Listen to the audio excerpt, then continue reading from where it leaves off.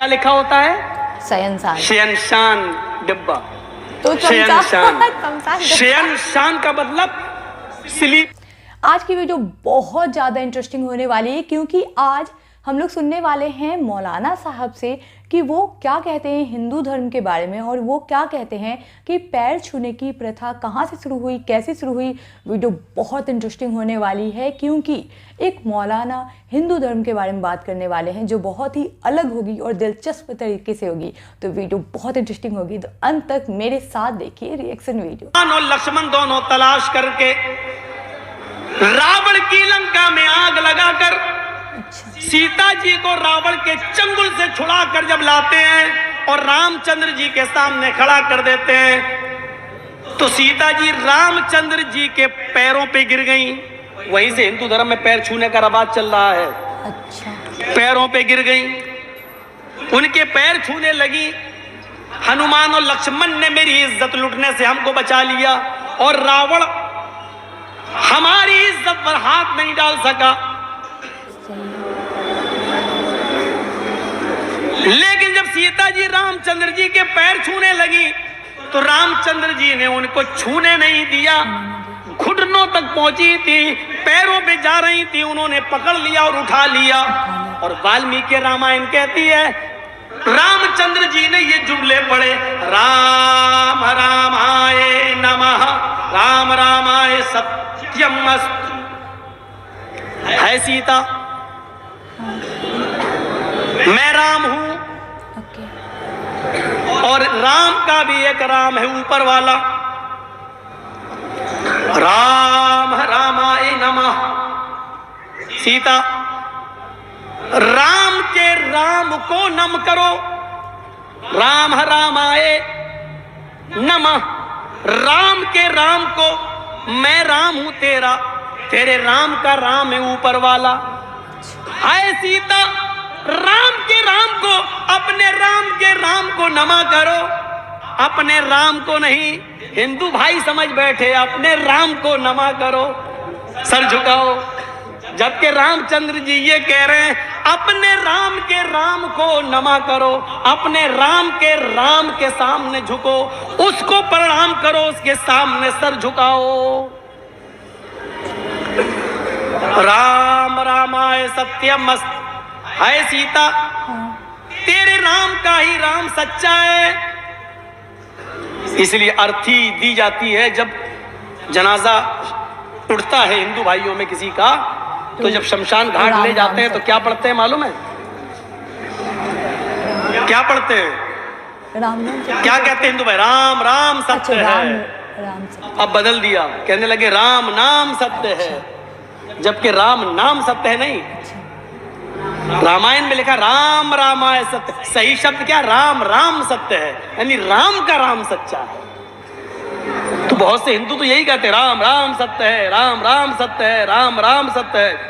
और बहुत से लोगों से जब मुर्दा उड़ता नहीं तो कहते हैं सबकी यही गत है। वो जैसे हम लोगों में कुछ बदमाश किस्म के होते हैं ना, मजाक उड़ाते हैं, ऐसे ही उनमें भी होते हैं। अब कोई कह रहा है जो उठा रहा राम राम सत्य है, पीछे वाले कहते हैं हमसे नहीं उठत है। मजाक हर जगह उड़ाया जाता है, क्या ही कहा जा सकता है। तो सही शब्द क्या है? राम का राम सच्चा है। अब बदल दिया राम राम। और सही शब्द क्या है? शमशान घाट कहते हैं, शमशान शमशान क्या पढ़ते हैं हिंदू लोग? उसको क्या कहते हैं जहां मुर्दे जलाए जाते हैं? शमशान। सही शब्द शमशान नहीं है।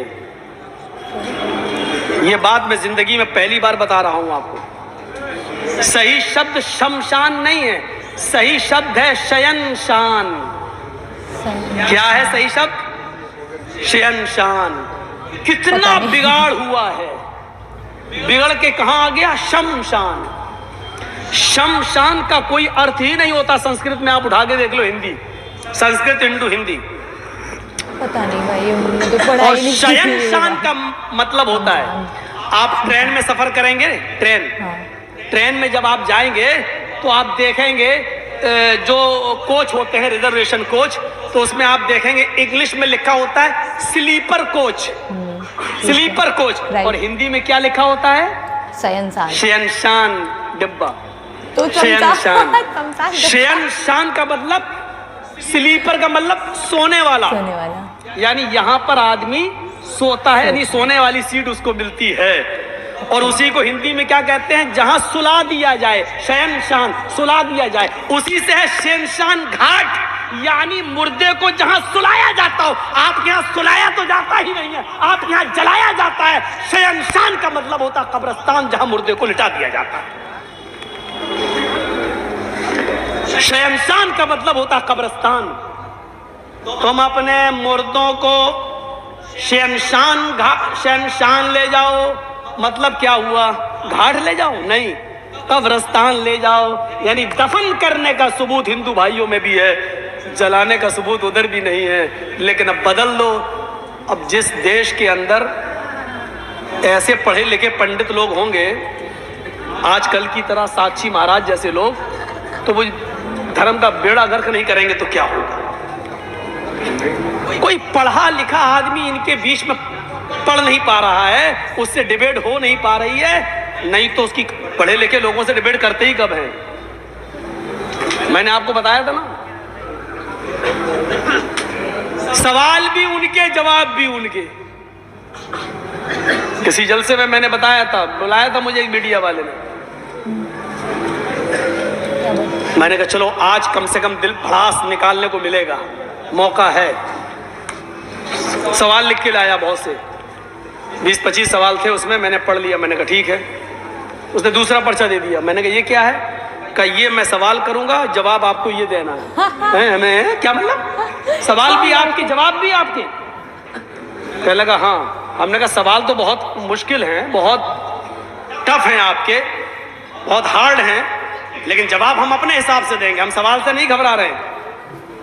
कहने लगे नहीं, जवाब आपको ये देना पड़ेगा जो हम लिख के, आप जाइए 10-15 मिनट रिहर्सल कर लीजिए, देख लीजिए क्या जवाब है। सवाल मैं ये करूंगा, जवाब आप ये दीजिएगा। मैंने कहा मेरा फायदा? बोले आपको 10,000 रुपये दे देंगे। मैंने फाड़ दिया, उसी के सामने वो पर्चा फाड़ दिया। मैंने कहा तुम्हारे यहाँ डिबेट में जितने मौलाना लोग आते हैं वो तो 5,000 रुपये में आते हैं, और वो यही करते हैं, सवाल भी हमारे होते हैं, जवाब भी हमारे होते हैं। My God. तो मैंने कहा उन्हीं से बुलवा लो। चला आया। अब आप समझ लीजिए, कभी लाइव में हो तो बोल 3 दिन से बराबर दे रहा है ठीक है। हिंदुस्तान चैनल पर और इंडिया टीवी पर, आप देख रहे होंगे। अरे 2-4 दिन कलिया चक में तकरीरें क्या कर दी। मुझे लग रहा है कि बीजेपी की इतनी नींद नहीं उड़ी जितनी मीडिया वालों की उड़ गई। हाय राम, ये क्या हो गया? मौलाना जर्जी सबको एक न कर दे, बार बार उसमें दे रहा है ममता का मौलाना। टीवी पे हेडिंग चला रहा है, दिखा रहा बात, ममता का मौलाना। मैंने नाम तक नहीं लिया, मैंने सिर्फ ये बात कही कि लोगों तुम बहुत समझदार हो, बड़े नुकसान से बचने के लिए छोटा नुकसान अगर करना पड़े तो कर देना। अगर आपके पैर में कैंसर हो गया है और डॉक्टर ने कह दिया पैर कटना है, अगर पैर नहीं कटाओगे तो जान जाएगी, तो आप अपनी जान बचाने के लिए पैर कटाना पड़ रहा है तो पैर कटा लेना, लेकिन जान बचा लेना। इस वक्त हम बंगाल में यही पोजीशन में है, बड़े नुकसान से बचने के लिए छोटा नुकसान करना पड़े तो कर देना, लेकिन बड़े नुकसान से अपने आप को बचा लेना। जानते हो इतनी बात कही तो क्या कह रहा मीडिया वाला? मीडिया वाला क्या कहता मालूम है? मौलाना ने फतवा दे दिया कि ओवैसी को हरा दो। मैंने किसी का नाम भी नहीं लिया। इसीलिए मैं कहता हूं ना कि कभी मैंने एक बार कह दिया था कि देश का प्रधानमंत्री चोर है, तो केस हो गया हमारे ऊपर। तो जब कटघरे में खड़े हुए तो सरकारी वकील बहुत हुज्जत करने लगा। साहब देखिए, इन्होंने देश के प्रधानमंत्री के बारे में ये कहा। मैं तो सड़क किया, मैंने कहा यार मैंने किसी प्रधानमंत्री का नाम ही नहीं लिया, ये क्या कह रहा? तो जज ने हमसे पूछा कि तुम भी कुछ कहना चाहते हो?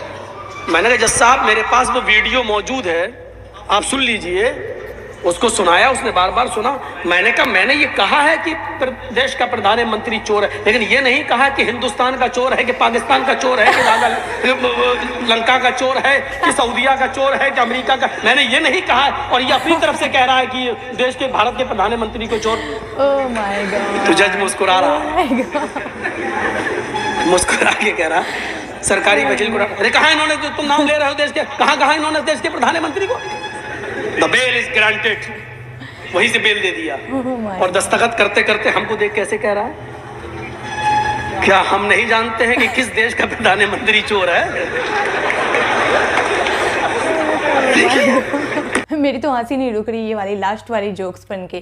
खैर वो जो भी हो, और किसी भी देश के प्रधानमंत्री को हम ऐसा नहीं कह सकते हैं, ये तो नॉर्मल सी बात है। और अपने देश के प्रधानमंत्री को तो कभी भी नहीं कह सकते भाई, क्योंकि ऐसे कहने पे तो किसी को भी जेल हो सकती है। तो ये तो थोड़ा सा नॉर्मल बात था।